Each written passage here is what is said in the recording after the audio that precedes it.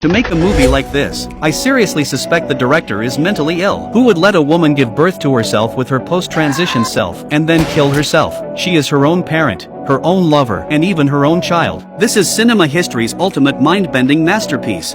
Predestination. The story begins with a mysterious man, carrying a briefcase in his left hand and a black violin case in his right, rushing into the basement of a New York office building. He lifts a black cloth, revealing a time bomb underneath. He pulls the briefcase hard and it transforms. It's a blast containment device, but while the mysterious man is defusing the bomb, a man in black suddenly appears behind him. He immediately draws his gun and shoots. Turning around, only 6 seconds left before explosion. So he rushes forward, grabs the bomb and puts it in the blast container. But before he can close the lid, the blast wave throws him dozens of feet away. Disfigured, he struggles to reach for the violin case, but then the man in black appears again. This time he doesn't attack. Instead, he hands over the violin case. After he leaves, the mysterious man quickly adjusts the dials on the case, then slams it hard. When he opens his eyes, he's in another space. Looking at the 2 warning signs above, the injured man knows he's safe. 2 men in suits bring him a cross medal as the highest honor for his bomb disposal heroics. Looking closely, it shows an hourglass, or rather, a Mobius strip,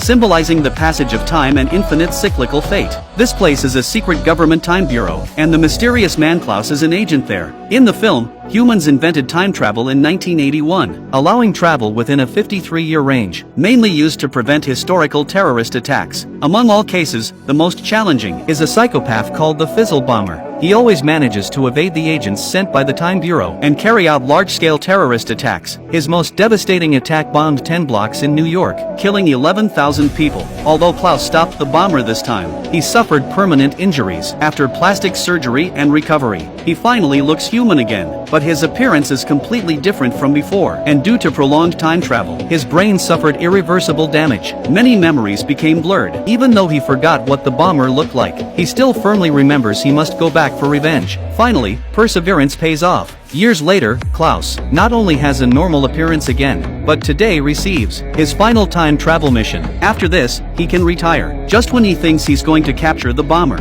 the organization assigns a different mission. Before leaving, the Bureau goes through the usual procedures. We swear to uphold the rules and regulations set forth by TBR Code 7286. I do. Do you accept that any diversion from your mission parameters will result in immediate court-martial, and if convicted, death by lethal injection? I do. After the oath, Klaus takes the time machine and travels to 1970, and in a small bar on a New York street, he disguises himself as a bartender, until his target John appears. The story truly comes alive. To complete his mission, Klaus deliberately strikes up a conversation. During their chat, he learns this John is actually a writer for women's romance advice columns. Klaus is quite surprised, because he's read John's published articles. How can a man understand women better than women do? John hesitates, then decides against sharing. After all, he's hidden this secret for many years, never telling anyone, because no one would believe such an absurd experience. This is exactly what Klaus wants to hear. To force John to tell his story, he provokes him, saying if this experience can shock him, he'll give him a free bottle. As soon as John starts talking, it shatters Klaus's worldview. When I was a little girl, you ever hear of Christine Jorgensen? The Christine Jorgensen mentioned here was America's first transgender person, but John's experience is even more explosive. It all started in autumn 1945, when John was still a baby girl. She was cruelly abandoned at an orphanage by a mysterious man. Initially, the director thought this abandoned baby might have some illness, but after medical examination, the child not only appeared very healthy, but didn't get sick even once over the next decade, so never went to a hospital. But as she grew older, the girl's unusual traits began to show. She seemed naturally stronger than her peers, even stronger than older boys, and exceptionally intelligent, especially gifted in mathematics and physics. Over time, she was isolated by other children. Watching friends get adopted one by one, she became withdrawn and self-conscious, often wondering if it was because of her special body. She even stopped looking in mirrors, gradually forgetting her own appearance. But when she turned 18, her life changed dramatically. A man claiming to be from NASA named Robertson said they were seeking young people gifted in mathematics and physics and hoped they would join NASA. John, still in a female body then, let's call her Jane, perfectly met the recruitment criteria. Naturally, she wouldn't miss this golden opportunity, so she reported to NASA that very day. Unlike other applicants who were just there for show, Jane in the subsequent interviews, whether it was aerospace expertise or challenging questions, she handled them with ease, so she quickly passed the first round of screening. In the more professional astronaut training that followed, she showed extraordinary endurance and terrifying physical capabilities. She aced the intelligence tests, but this quickly aroused jealousy from other girls, even leading to physical fights. Jane gradually lost control during the fight, nearly killing her opponent. Even so, Robertson didn't blame Jane, but the medical report shocked him greatly. This medical report caused Jane to lose her astronaut qualification, but Robertson deliberately hid the truth, only saying he would recall her when the time was right. Believe me, it's not over yet. I'll go to the border for peace. That was it. Because of a stupid fight, I was done.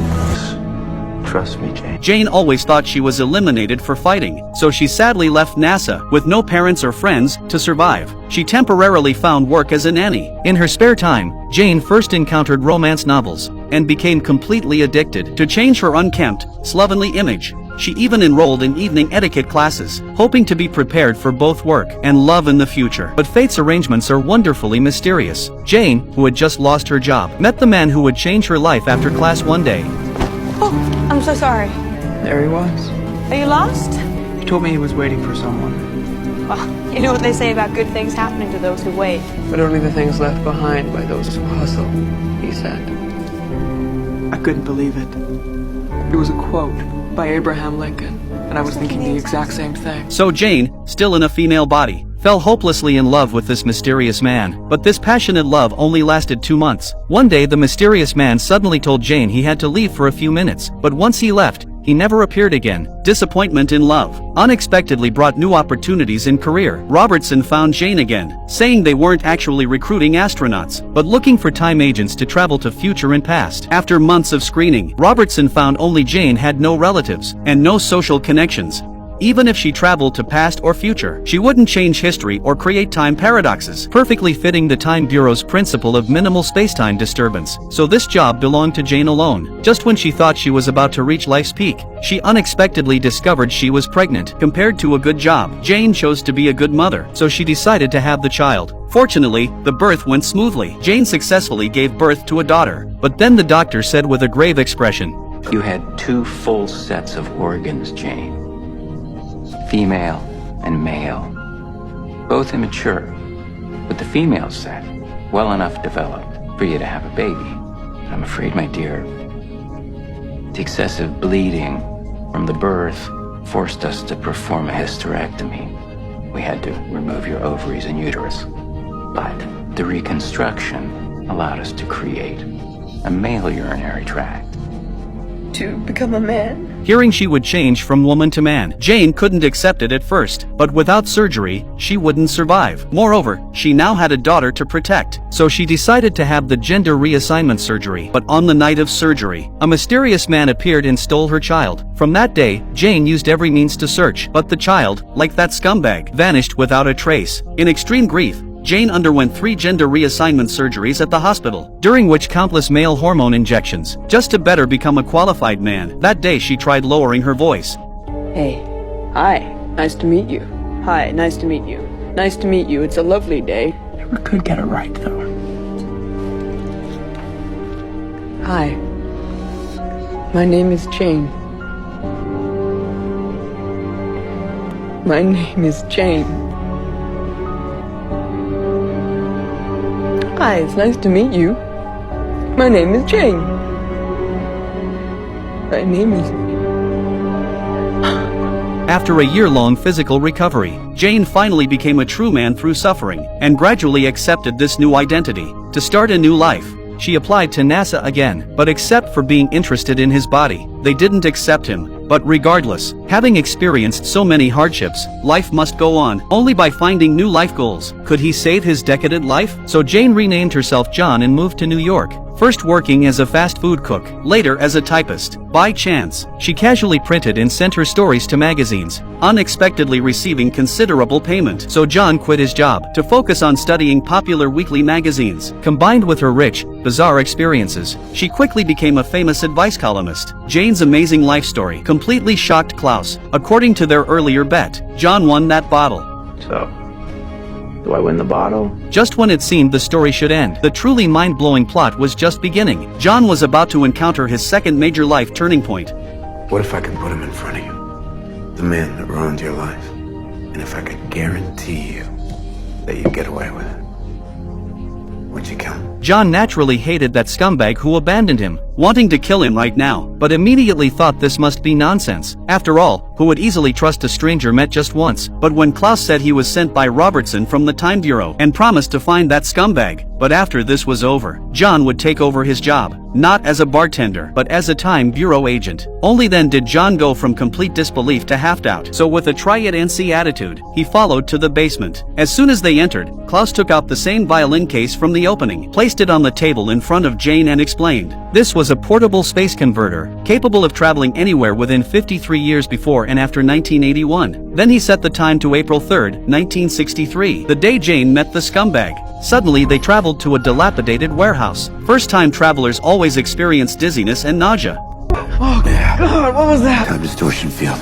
Even so, John still didn't believe they'd really traveled to the past, until he saw pedestrians outside, all wearing 1960s clothing. He believed this might be real. Amazed, Klaus handed him a gun, and revealed the true mission. The Time Bureau suspected the scumbag who abandoned John was the Fizzle bomber.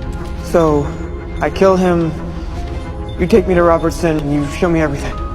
Impatient John wanted to kill that scumbag immediately, so he rushed to the etiquette school where he once studied. He observed the surroundings alertly, trying to find the bomber, or rather, the scumbag who hurt him. But in a moment of carelessness, he collided with his pre-transition self, and fate's wheels began turning quietly from this moment. Well, you know what they say about good things happening to those who wait.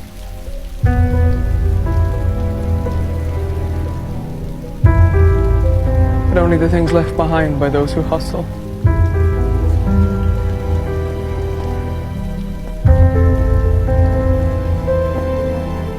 I was thinking the exact same thing.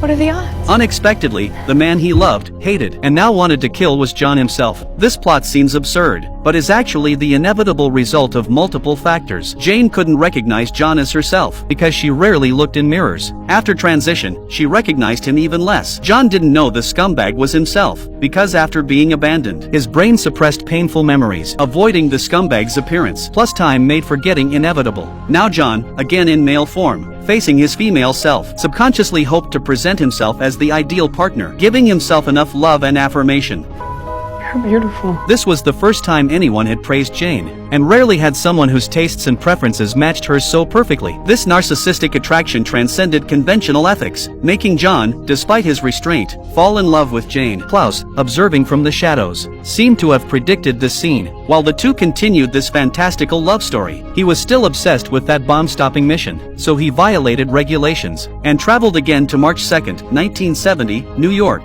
Sharp-eyed viewers should notice, this is the same basement from the film's opening. Since he arrived a few hours early, he encountered the bomber installing the timer. When the bomber noticed someone, a fierce gunfight ensued. After intense combat, Klaus was eventually knocked unconscious by the bomber's sneak attack. When he woke up, he heard another explosion nearby. Getting closer to look, a time agent was blown beyond recognition, so Klaus walked over and handed him the time machine, not knowing this agent was himself from the opening, and the man in black who handed over the case was also himself. But Klaus, having traveled too many times, lost many memories, only felt this scene was familiar. When he crouched down, he found fragments left by the bomber. So with the fragments, he traveled back to 1964, outside the delivery room, the year Jane and John had their child. He gave the bomber's fragments to Robertson, but Robertson wasn't here for that. But because Klaus violated Time Bureau regulations, It doesn't matter anymore. Klaus said it was fine, but was already showing serious memory loss symptoms. However, Robertson wasn't rigid about rules. He also thought the Time Bureau's rules were too inflexible. Without these cumbersome regulations, maybe they could achieve greater success. Before leaving, Robertson ordered Klaus to take Jane's child child back to the 1945 orphanage. Then he left alone. While the nurse was out, Klaus snuck into the delivery room. The man in black who stole Jane's child was also him. Thus everything formed a perfect loop. Baby Jane was stolen by Klaus and taken back to 1945, abandoned at the orphanage, growing up to become Jane.